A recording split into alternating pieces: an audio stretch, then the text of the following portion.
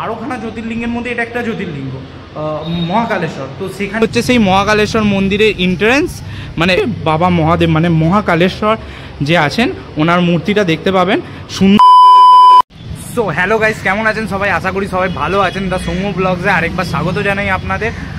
আর কিছুদিন পরই জানেন আপনারা মহাশিবরাত্রি, আর মহাশিবরাত্রির কলকাতায় সব থেকে বড় করে উদযাপন হয় মহাকালেশ্বর মন্দির। আর এই মহাকালেশ্বর মন্দির আপনারা জানেন কোথায় আছে? কলকাতার আছে খিদিরপুরেই একটা মহাকালেশ্বর মন্দির আছে। ও মেন মহাকালেশ্বর মন্দির আছে উজ্জয়িনীতে, কিন্তু আরেকটা মহাকালেশ্বর মন্দির আমাদের এই কলকাতাতেই আছে, যেটা আছে খিদিরপুরে। 12টা জ্যোতির্লিঙ্গের মধ্যে একটি জ্যোতির্লিঙ্গ, আপনারা জানেনই সেটা। তো সেই মহাকালেশ্বর মন্দিরে আজকে আমরা চলে এসেছি, আর এই হচ্ছে সেই মহাকালেশ্বর মন্দিরের এন্ট্রেন্স। মানে এবার ভেতরে ঢুকবো, ভেতরে ঢুকে আপনাদের সাথে পুরো জিনিসটা শেয়ার করব। ভেতরে কি কি আছে না আছে সব আপনাদের দেখাবো। শুধু মহাদেব ছাড়াও আরও অনেক কিছু ভগবান আছে যেখানে সাজানো গোছানো আছে, সেগুলো আপনাদের সাথে শেয়ার করব। আপনারা ভিডিওতে দেখতে থাকুন, কন্টিনিউ করুন। তো গাইস, এই হচ্ছে সেই মেন গেটটা। এবার মেন গেটের দিকে ঢুকবো, দাঁড়াও এবার ঢুকি। দেখো মেন গেটটা কত সুন্দর করে সাজানো, আর ভেতরটাও কত সুন্দর করে সাজানো মেন গেটটা। মেন গেটে ঢুকতেই প্রথমে ওই দিকে আছে গণেশ ঠাকুর, আর এই দিকে আছে বাবা বজরংবলী ঠাকুরের পাশেই রয়েছে এইখানে এই গণেশ ঠাকুর। দেখো মানে মূর্তিগুলো এত সুন্দর করে সাজানো রয়েছে, সাজানো গোছানো করা রয়েছে।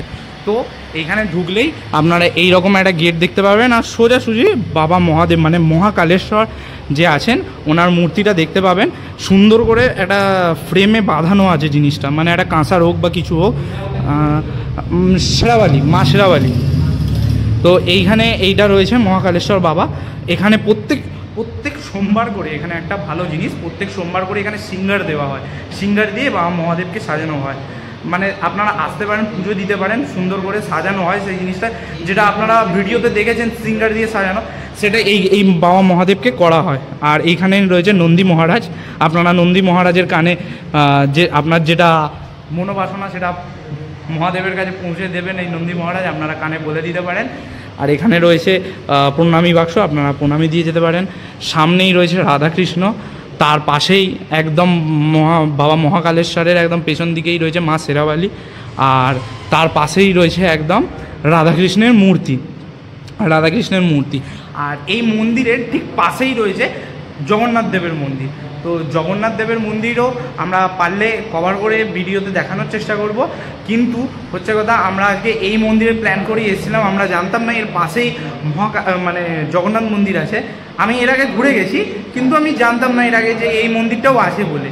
তো এই মন্দিরটার খোঁজ পেয়ে আসতেই দেখি পাশেই ওই মন্দিরটা একদম। তো মানে একদম মানে খেয়াল ছিল না। তো দেখি যদি পারি তো সেখানটাও ঘুরে তোমাদের সাথে শেয়ার করব।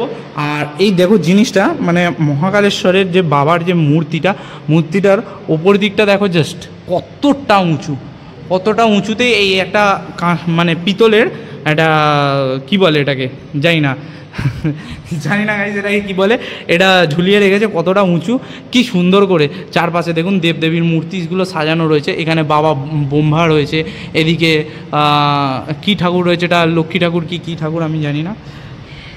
তো তার পাশেই দেখো এই একটা মানে লক্ষ্মীনারায়ণ রয়েছে, আর এই সাইডে কি রয়েছে কুমুন্ডলু ধরে একটা দেবী।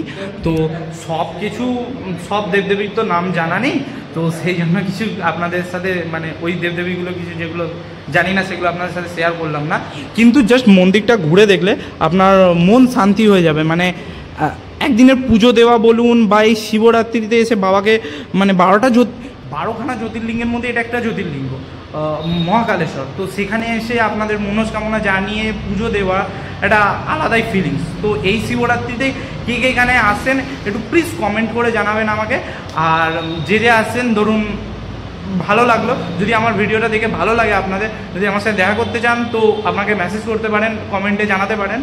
আর এইখানে দেখুন একদম মেন রোড থেকে সোজা ঢুকে আসলেই একটা কথা বলে রাখি, খিদিরপুর যে ব্রিজ শেষ হচ্ছে, শেষ মাথার মোড়ের মাথাতেই একদম ডান দিকে ঢুকে গেলেই, যে ডান দিকে ঢুকে যাচ্ছে যে রাস্তা, সেই রাস্তা ধরে সোজা চলে আসলেই প্রথমেই এই মহাকালেশ্বর মন্দির পড়বে, তারপরেই জগন্নাথ মন্দির পড়বে। তো এই মহাকালেশ্বর মন্দিরে এসে আপনারা পুজো দিন, আর যদি কিছু ভুল ভ্রান্তি হয়ে থাকে ভিডিওতে মার্জনা করে দেবেন। আজকের মধ্যে এখানেই ভিডিওটা শেষ করছি।